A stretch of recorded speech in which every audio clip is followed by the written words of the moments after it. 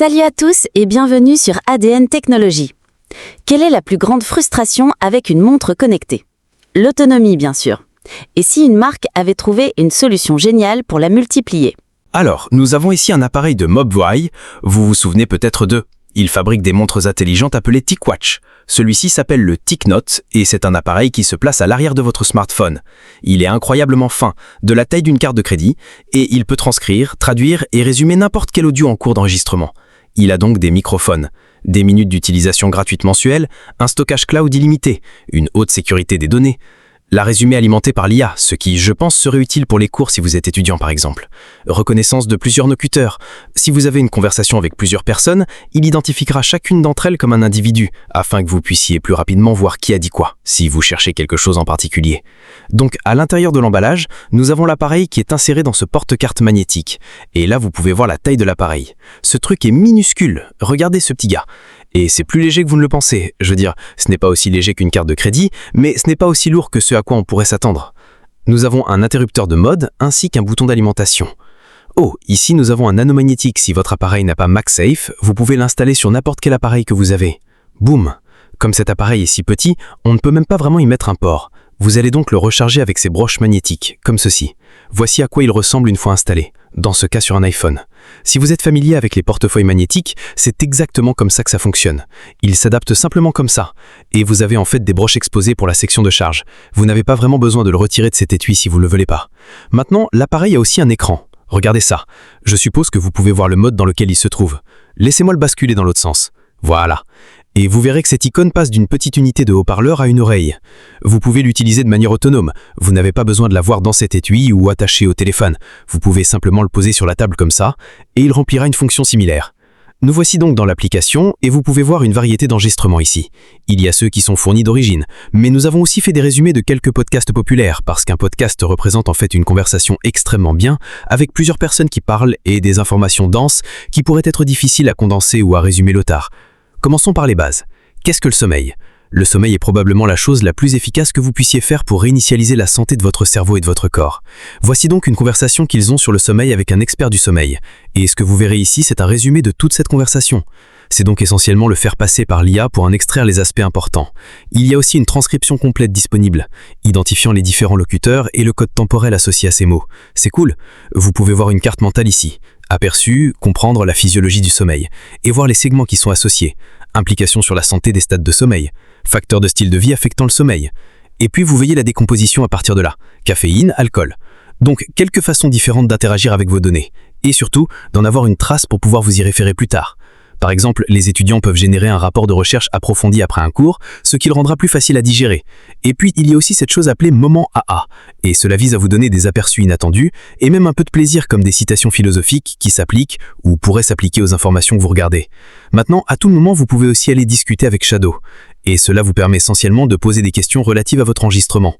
Donc si vous voulez faire une recherche, que vous cherchez un moment particulier ou que vous utilisez cela pour étudier, et que vous voulez savoir quelque chose qui a été abordé mais dont vous ne vous souvenez pas des détails, vous pouvez donc demander spécifiquement. L'IA vous aidera à trouver cette section. Par exemple, pouvez-vous résumer les principaux défis rencontrés pendant le processus de récupération? Dans ce cas, Jeremy Renner, je ne sais pas si vous avez suivi ça, mais il s'est fait écraser par une déneigeuse, la sienne, et il a surtout de la chance d'être en vivant. C'est une histoire folle, sans rapport avec cet appareil. C'est une histoire folle. Mais quelles stratégies ou mentalités ont été les plus efficaces pour surmonter l'adversité après l'accident? Donc, si je clique là-dessus, maintenant l'IA parcourt toute la conversation. Voici les suggestions de Jeremy Renner lui-même, mais dans un format différent. Se concentrer sur la récupération comme un travail à plein temps. Volonté et amour pour la famille.